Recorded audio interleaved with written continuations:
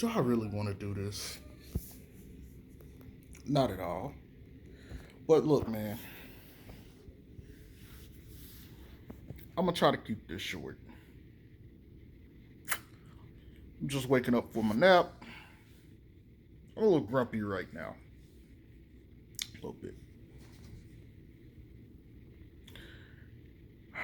Nikhil and Kira. And then Alonso. Kira's 19.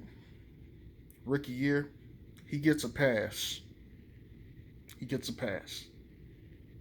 Because he's 19. No way he should be able to compete with a 22 and 23-year-old. Yes, Nikhil is 22. He came in at age 21. He's 22 years old. He is 1 year behind Lonzo. Lonzo obviously is 23.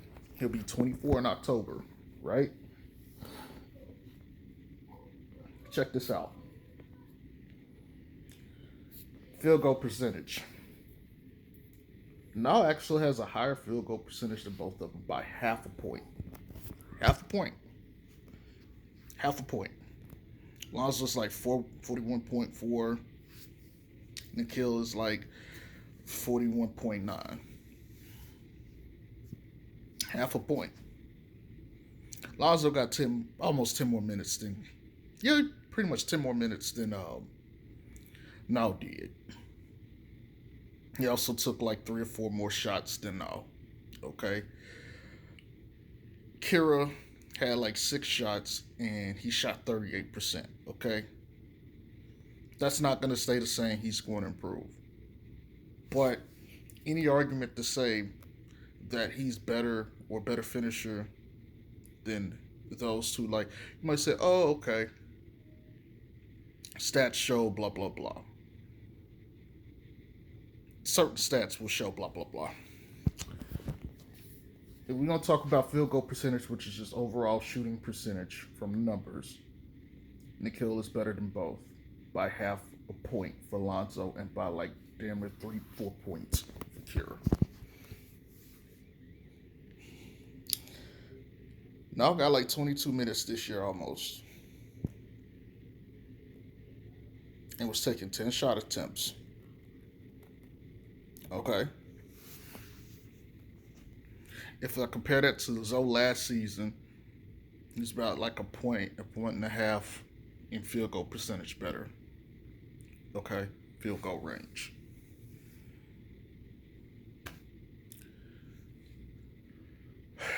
Three-point shooting.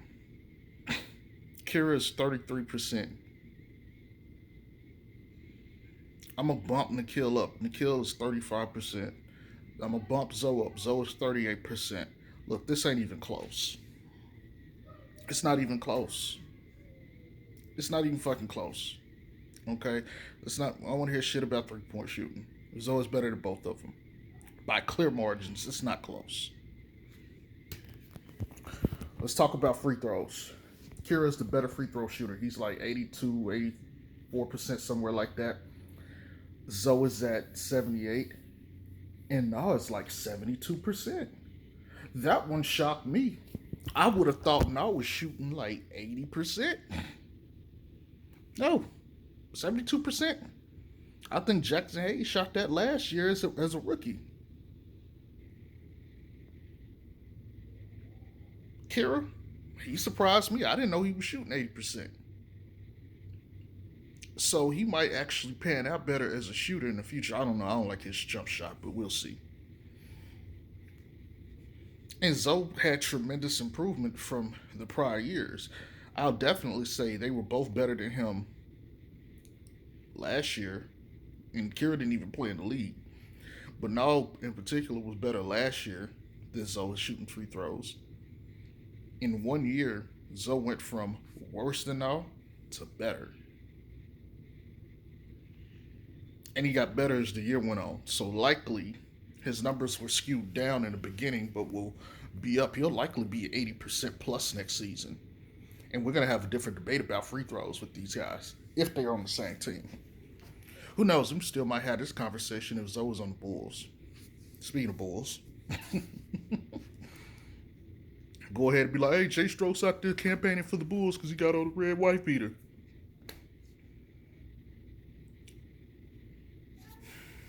It's not close to an assist and rebounds, bro. Zoe got them by like 2 or 3 in both categories. It's not particularly close. And I didn't even bother to look at steals and other shit. Look, man. And everybody knows I like NAW. I'm not really high on Kira, but I definitely like NAW. I don't think he's a bad player at all. I think he's a very good basketball player, if anything. Hell, I wanted him to start. I still want him to start. I don't think he's as good as his cousin SGA by any means, but the motherfucker can hoop. But let's cut this out, man. Neither one of them dudes better than Zoe. Not now. Probably not ever. And that's with the deficiencies that Lonzo has in this game. People want to talk about how good NAW is. NAW, and when they talk about consistencies, didn't NAW have 30 points or 30 something points one game and then had like single digits or like 10 points the next game or the next 2 or 3 games?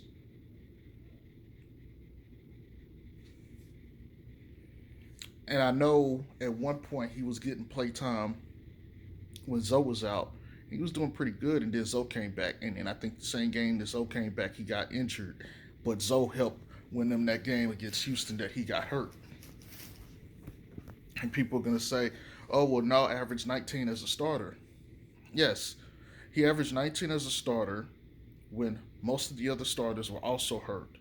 And he had to get more touches. Okay? If you count all the games where Lonzo had like more touches, I'm pretty sure he probably averaged more points too. There's gonna be some anomaly games in there, I'm sure, because coming off an injury and all this other stuff, yada yada yada. I get it. No excuses I'm making though. He averaged 19 points a game starting as one of the higher options on the team. That don't mean he's gonna average that if he's a third or fourth option. Okay, let's cut the crap. Let's seriously cut the crap, okay? I project NAW to get better. I don't think he's reached his ceiling. I project him to get better. I definitely project Kira to get better, and I definitely project Lonzo to get better. But let's be real here. Who has the higher ceiling and floor? It's Lonzo. It's always been Lonzo. He's better than both of those guys. And you can probably argue he's better than both of them put together. And he's still figuring things out. He's still working out. And I don't know, I'm not uploading that video of him working on the balance ball, catching and passing. I don't care about that. Work on your passing. They want to say he's working on IQ. I don't think you can work on IQ by simply, hey, you call out a name and you got to pass the ball while on the balance ball. I'm not saying that shit is easy by any means. No, I'm not saying that. But I don't think that's, working on IQ like Bleacher Report said. Post this motherfucking stats, by the way, Bleacher Report. We still ain't forgot y'all bitch asses. I have to let y'all know I ain't forgot that shit either. But this is a stupid argument to me. Even if you want to say NAW averages more as a starter, I'm going to go ahead and give you NAW would average more as a starter if he played the same minutes. I'm not even sure if the stats would bear that out, but I'm going to give you that he would average more. He's not averaging more assists. He is not averaging more rebounds. He's not a better defender, nor is he going to be a better free throw shooter. Nor is now someone you build a team around. Nor is now someone you build a team around his skill set or include his game in the skill set or his skill set in the game, like Lonzo, where SVG literally said, yes, there's B.I. and Zion, and I got plays I want to run for him, and then there's Bledsoe, and then I also want to get Lonzo's transition passing in the game too. You're not sitting here saying, okay, you want to build around beyond Zion's game, and then I want to get NAW scoring in the game. Nobody's saying that. I'm sorry. Nobody's saying that. And if you catch this and you like, oh, well, you hating, okay, maybe I am a hater. Fuck it. I'll be a hater. But I'm going to tell you right now, there's no planet right now where if Kira, NAW, and Lonzo all were a free agent, that any team would take Kira and NAW other than the Pelicans before Lonzo. But let's take that argument a step further. Let's assume they're all three free agents right now. Who's going to require or get more on the market today? It's Lonzo. It's Lonzo. It's always been Lonzo. It'll always be Lonzo for the foreseeable future unless some tragic injury happens, which I hope not. But it's always been Lonzo, and it's always going to be Lonzo. Now, I don't have a problem with the Pelicans wanting to Kira now backcourt. I have no issue with that. Build your team the way you want. Do your thing, for better or for worse. But let's cut this bullshit out. Neither one of them are better than Zoe. Neither one of them. And at their highest, neither one is going to touch Zoe. Neither one. Neither one. And I'm going to be honest with you. I doubt either one of them touch him at 3-point shooting alone, which is a net plus. Okay? But if you want to put Akira and now backcourt, if they can't shoot next season, you just fucked yourself. Now, there's a lot of talk about trade packages for players. Look, man.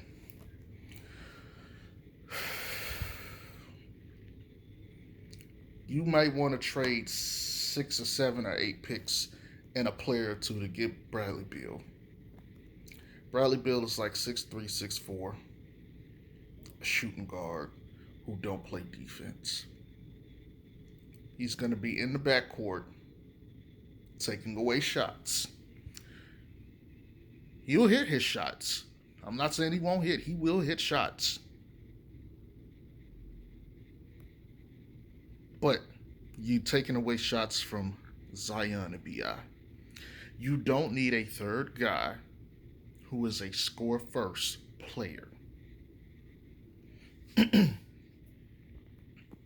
don't need that.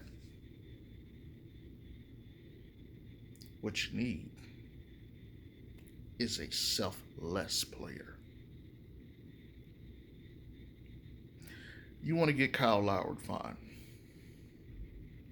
Hopefully it's on a shorter deal.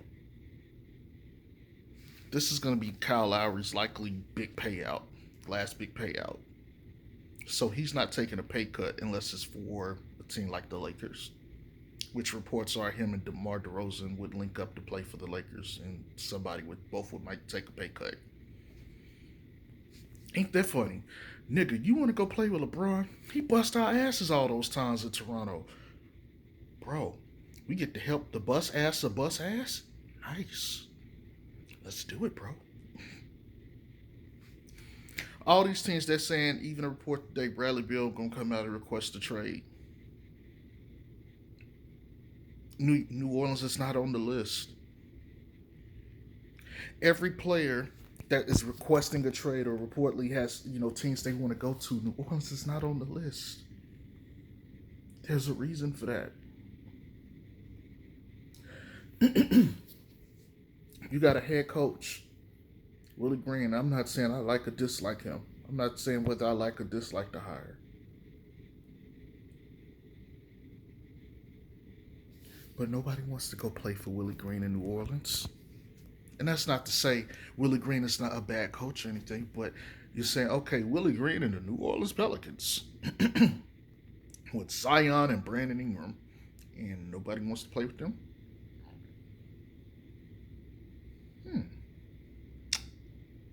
Does that mean something's wrong with Zion? Yeah, no, I'm not saying that. I don't want to imply that. That's not what I'm here to do. But every time the fan base wants a high-profile player, the high-profile player don't want them. CP3 left. AD left. Drew left. He's not as high profile, but he left. He wanted out. Lonzo is not higher profile than any of those guys, but he's gonna want out. Reportedly, Zion wants out, or at least his family don't want him there. Hmm.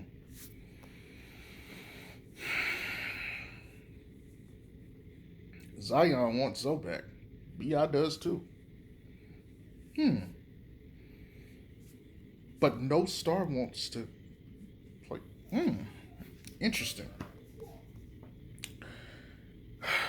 Willie Green and the New Orleans Pelicans at point guard. Kira Lewis. Is starting two guard. Nikhil Alexander Walker. Is starting three guard. Brandon Ingram.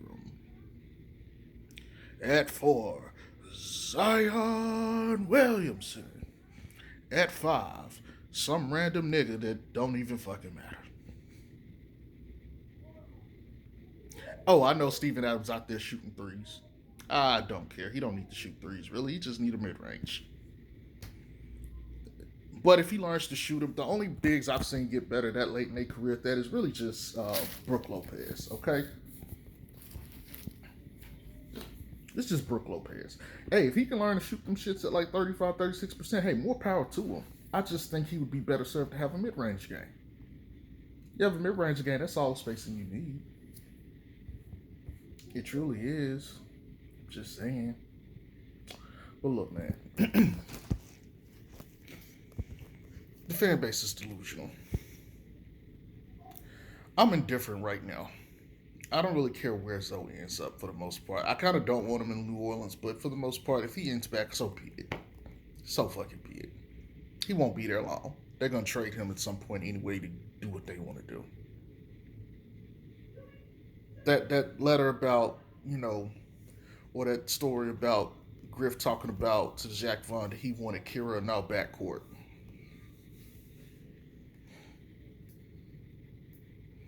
You know what? I'm curious, man. I'm gonna pose this question because I was a stand apologist for most of the season, and I'm gonna be an apologist here real quick. What if Stan wanted Lonzo and Bled to start and didn't want to start NAW Kira, and Griff wanted Kira and NAW to start, and Stan was like, "Fuck no." Would that change you guys' perception of Stan if he went to bat for Lonzo Ball? Now, I was always happy with the Stan hire because I think he knows his shit. I don't think, and I always told you guys, I don't think he had the team gifted to him that he needs, and I still believe on that. I still am going to stand and die on that hill. But when you can't get along with the major players, you got to go. But I'm just saying, Kira now got to be the starting backcourt.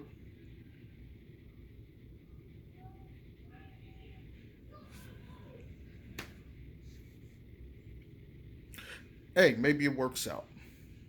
Maybe it works out. Who knows? Kira might come and take a massive leap. He might be a 44% field goal shooter and like 37% for three.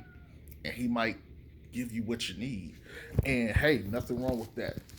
Absolutely nothing wrong with that. But just based off this season, I didn't see it. Okay? Even with Lonzo, his rookie year, you saw the flashes. Only flashes I saw from him, Kira, was in transition. And he's way undersized to do anything else to me. I didn't necessarily see the major playmaking and stuff that I kind of expect out of a starting point guard from Kira.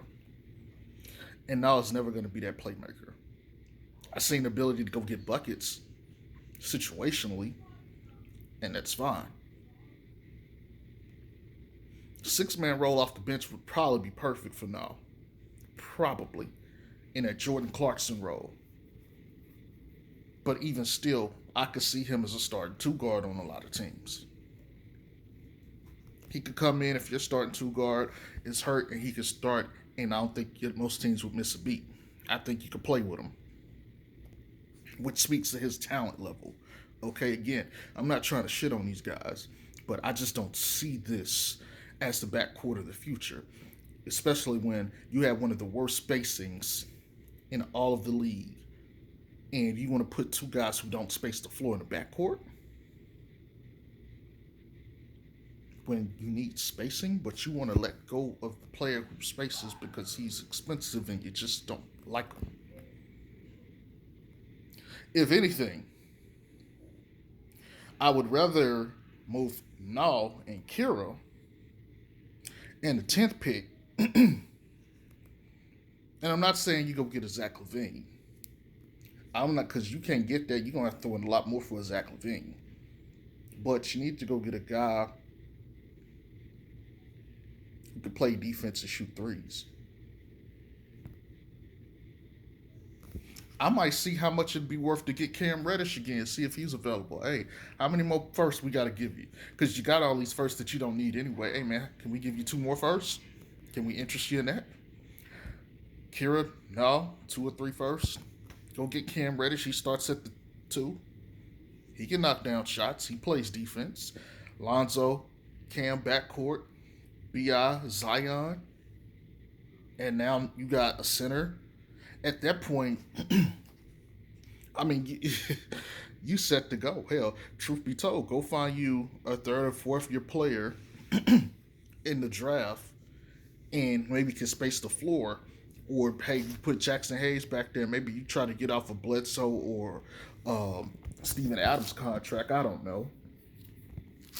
You package those picks and you go get whatever else you need. That's the way I think. I think you would be better served to try to go get a Cam Reddish from a team and put him back there versus keeping Kira and all. You don't have bench depth anyway, but I mean, hell, at the very least, you could take those picks and get something of value. I mean, you didn't have a good bench anyway, but hey, fuck it. You can maybe go. See, you're not going to go get big free agents, but you can go get your JJ Redicks, role players. You can go pay role players to come and play for you. And Cam Reddish is going to be cheaper than Kira and NAW. And you still got him another year before you actually have to pay him too. But playing next to those guys, he's not going to get a whole bunch of money. And so you could just match whatever his salary is. But you then could go fill out the bench with a bunch of guys. Even if you got to overpay a little bit, you don't need that many guys. You just need a forward who can guard who can play 3 and 4. You need a combo guard off the bench, and then you just need someone else like keep a center or something. Whatever. You can go draft in the 2nd round for whatever else you need.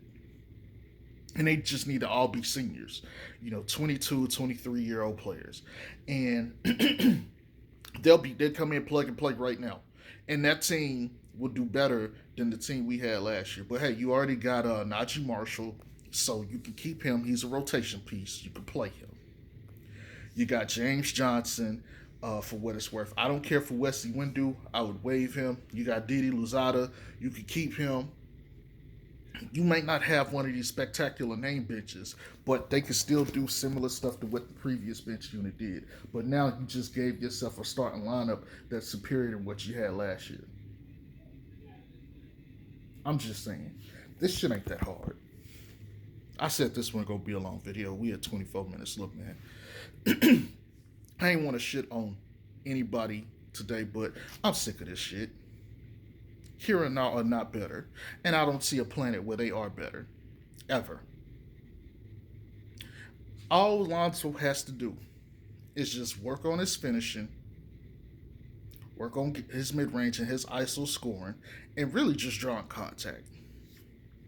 That's it. If he could work on those 3 things, his scoring is going to shoot up. Okay, he already got confidence at free throw shooting. He know he can knock him down, so he's not afraid of the line. Okay, the 3-point shot is there. He knows that. He just needs to figure out the rest. And the other part is learning how to dissect his matchup and attack his matchup. That's it. That's really all his stuff. Stuff that you can improve on. It's different when you have stuff that you could go like science it out. You can go work on it and improve versus like, damn, he'll just never have that skill. All the stuff he has is stuff that you can go work on in hours and hours and hours of gym. He don't have to be elite at everything on the scoring aspect of it. But hey, if he come out here and he's averaging 45% from the field next year and he's giving you 17, 18 points a game, he's good. You don't need anything else from him ever. And if there's a game, only thing you will be like is, okay, Lonzo, if there's ever a game where BI or Zion, or don't even matter, don't have to be there, Zach or Vooch, wherever he's at, if if there's ever a time when our other two guards don't have it, we need you to pick up the scoring load. He'll be able to do it. He'll be able to do it. He will. Oh, Lonzo is inconsistent.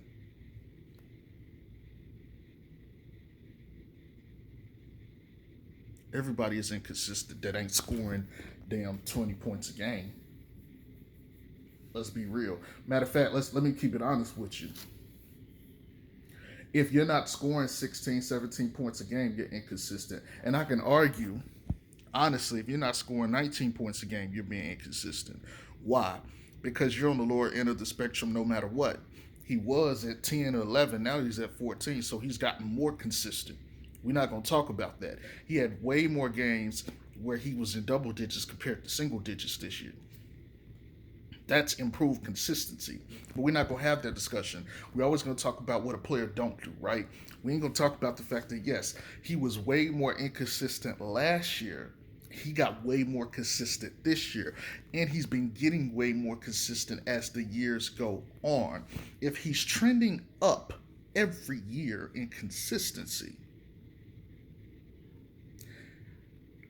past results is not indicative of future returns. However, you look at past results to determine what a product is and what kind of investment it is. If we know his consistency is getting better, why would we sit here and, you know what, I'm not going to go there. I'm not going to go there. There's no such thing as inconsistency, because even inconsistency is still consistency. Think about it. Y'all have a good day.